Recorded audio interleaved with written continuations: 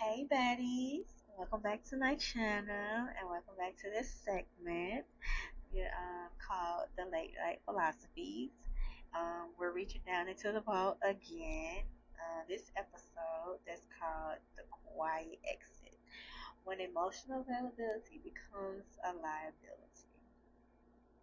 Getting right into it, like it builds on top of the topics we talked about last week. So it's just kind of like there's no announcement, no final straw, and no dramatic goodbyes. Just a soft disconnection.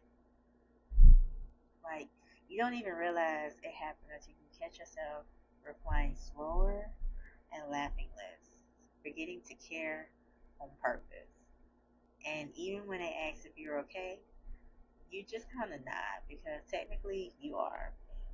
You're just not here anymore. I used to think emotional availability was a strength because sometimes it was something I thought I could always aspire to be. Something that made me better, more loving, more real, and more human. But over time, I learned that being emotionally available is, especially in unsafe places, is how you quietly self-destruct. You start giving up your resources, your reserves. You start offering softness to people who treat it like background noise, and you start making exceptions instead of standards. And then you wonder why you're numb by the time it's over, why you're drained, and why you feel exhausted and tapped out. The truth is, sometimes I clock that emotionally without even meaning to, not as punishment, but as protection. Because when I feel like someone is playing with my peace, I don't even argue anymore. I withdraw, I get quiet, and I let the version of me they knew disappear without ceremony. At this point, it's not even passive aggressive.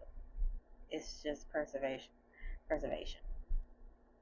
Because if I have to constantly explain what should be obvious, if I have to beg for clarity or consistency or care, then I'm not actually available. I'm exposed. And I'm not doing that anymore. So, yes, sometimes I emotionally exit without warning. Not to be cruel, but because I've already stayed longer than I should have. And when the heart